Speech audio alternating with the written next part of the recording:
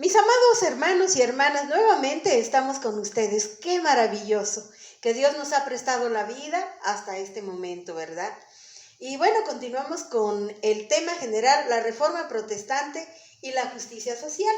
Y para hoy, miércoles 2, el pastor ha preparado el título llamado Lucha contra la esclavitud. Es increíble, hermanos, pero todavía hay esclavos, ¿eh?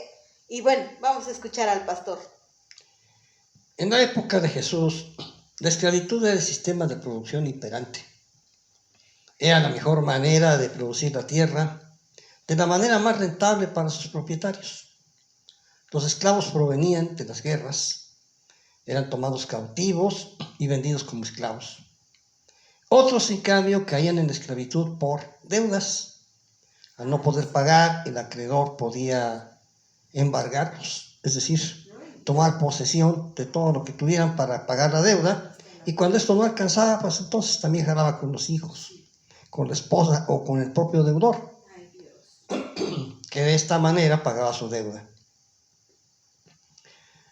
La esclavitud se fortaleció sobre todo porque el esclavo no nada más era una persona pues sin preparación.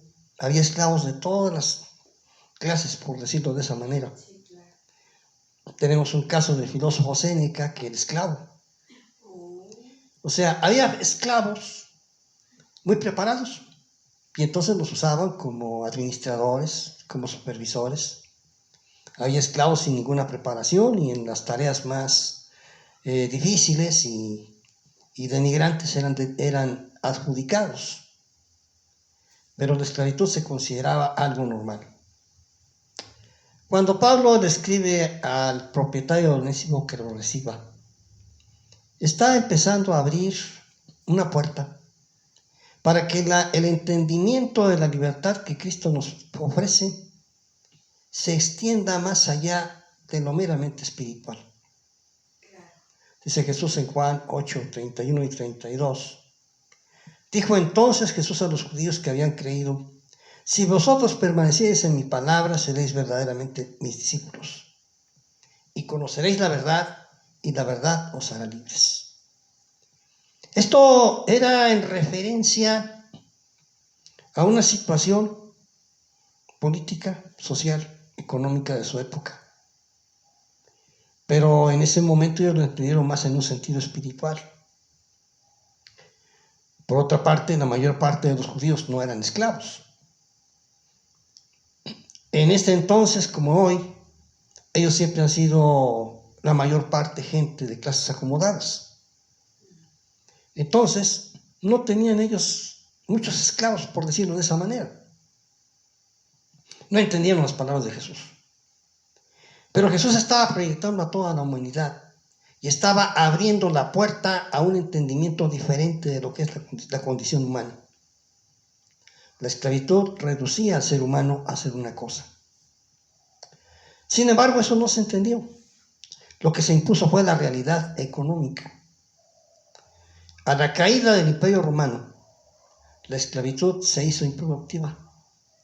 Es decir, los esclavos ya no producían. Ya no tenía cuenta tener esclavos. Entonces, al sobrevenir la Edad Media, se inventó otra forma de explotación: la servidumbre. La servidumbre consistía en que las personas eran libres, teóricamente, pero no eran tan libres porque estaban indexadas a la tierra. Es decir, si tú naciste en tal pueblo, eres ese pueblo y ya no te puedes mover. Y en ese caso, bueno, para que pudiera subsistir se le daba una parcela, no de su propiedad de ninguna manera, sino propiedad del señor feudal. Había señores feudales chiquitos, medianos, grandotes, pero todos eran señores feudales. Y el señor feudal daba en feudo al siervo una parcela para que la sembrara, y de esa parcela tenía que entregar un tanto al señor feudal. Y así como había señores feudales pequeños, medianos y grandes, también había justos, injustos y abusivos. Sí, claro. Había quienes aceptaban una renta razonable, quienes exigían una renta onerosa.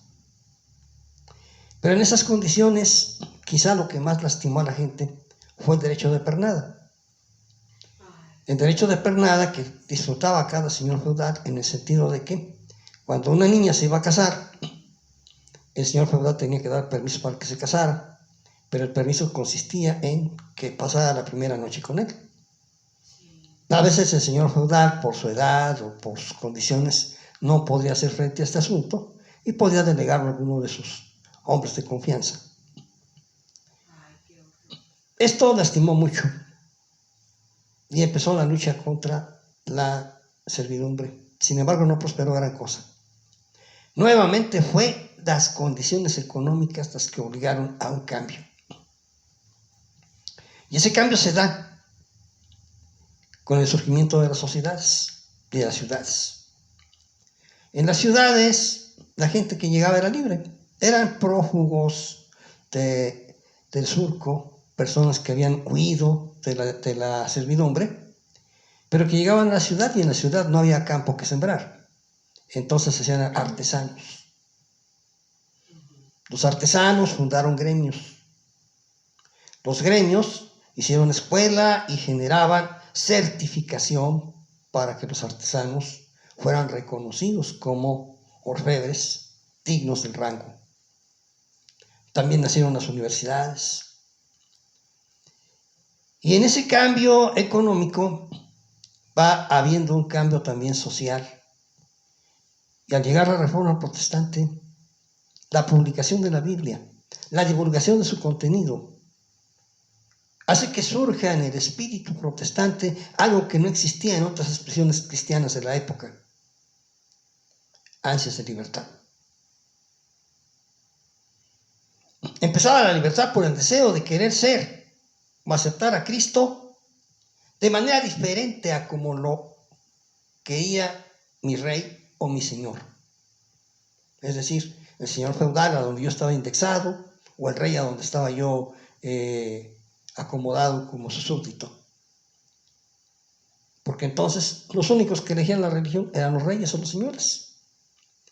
Si el señor decía yo quiero ser protestante, todos tenían que ser protestantes. Si el señor decía yo quiero ser católico, todos tenían que ser católicos. Entonces, ¿qué se hacía? Bueno, pues se les dio libertad de que cambiaran de feudo. ¿No te gusta este feudo? Vete a otro feudo. Pero permanecía la feudalización. Sin embargo, ese intercambio, ese movimiento fue generando el deseo de, bueno, ¿por qué no puedo tener libertad de tránsito? ¿Por qué no puedo tener libertad de creencia, de pensamiento? Y así surge la Ilustración. Es el movimiento protestante el que genera en la gente la necesidad de pensar por sí misma. Amén. Y pensar por sí mismo inmediatamente genera la necesidad de expresar lo que se piensa, aunque no sea lo mismo que los demás piensan. Pero también genera la necesidad del mutuo respeto. Como diría Voltaire, no estoy de acuerdo con lo que usted piensa, pero daría mi vida por defender su derecho a decirlo. De esa manera se enfoca más la libertad como resultado del pensamiento protestante. Pero luego el impulso de los grandes filósofos protestantes, precisamente del siglo de las luces, va generando más huecos.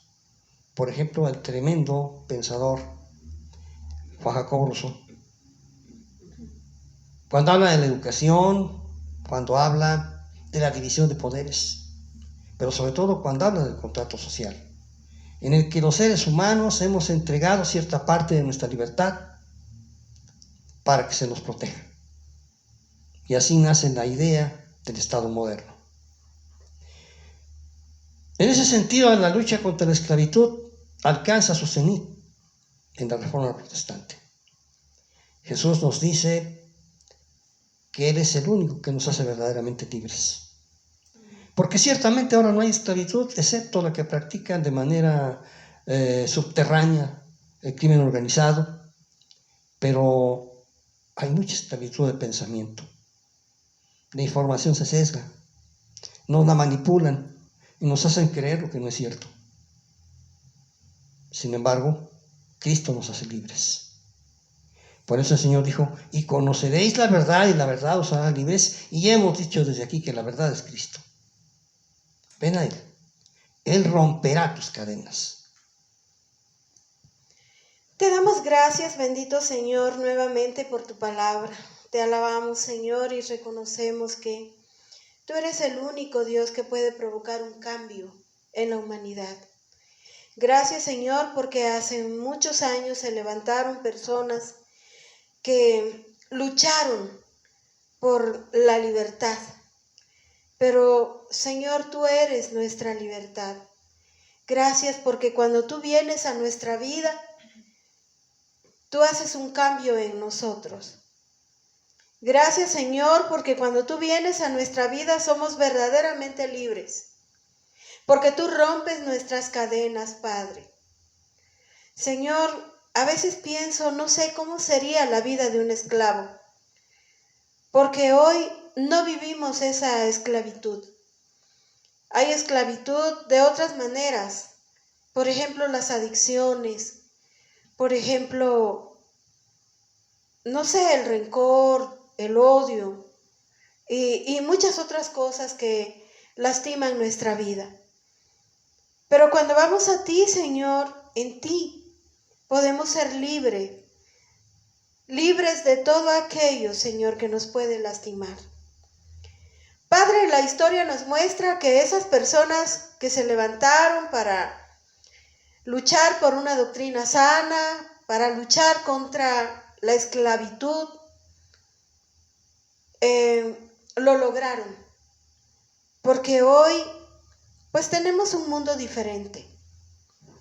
Pero hoy, Señor, tu pueblo nos depositamos en tus manos para que sigamos avanzando. Que aquellos precursores hicieron, hoy, Señor, nosotros en nuestra trinchera podamos seguir avanzando, Padre. Porque este mundo, porque la humanidad sea verdaderamente libre. Y eso sabemos que solamente es en ti. En ti, Señor, podemos amar. En ti, Señor, cambian las circunstancias. En ti, Señor, podemos llenarnos de amor por tu creación.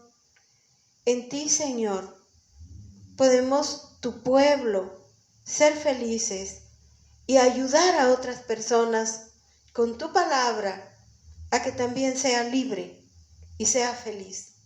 Nos ponemos en tus manos. Ayúdanos, Señor. A los que tengan miedo de predicar tu palabra, dale, Señor, esa valentía para que abran su boca donde quiera que estén, en el trabajo, en la escuela, en la casa, en donde quiera que estén, que puedan, Señor, proclamar todo lo que tú has hecho en sus vidas para que otros crean en ti y también, Señor, sean libres. En tus manos depositamos, Señor, este deseo. Y lo hacemos en el nombre precioso de nuestro amado y bendito Salvador, Cristo Jesús. Y lo hacemos en el poder que hay en el Espíritu Santo. Bendito Dios que mora en nuestros corazones. Bendita Trinidad, Padre, Hijo y Espíritu Santo. En el nombre de Jesús. Amén. Hermanos y hermanas, damos gracias a Dios por esta palabra que hoy pues nos ha sido predicada, y Dios permita que podamos reflexionar en que necesitamos despojarnos quizá muchas veces pues de nuestro egoísmo, de nuestro egocentrismo, porque a veces ya estamos en el Señor y gloria a Dios, pero hay otros que todavía no lo están. Hay otros que necesitan escuchar de la palabra de Dios. Así es que Dios nos permita proclamar esa palabra que trae libertad y que pues lo hagamos en el nombre del Señor. Y hermanos y hermanas, estamos gozosos con ustedes. Que Dios me los bendiga mucho y compartan esta palabra.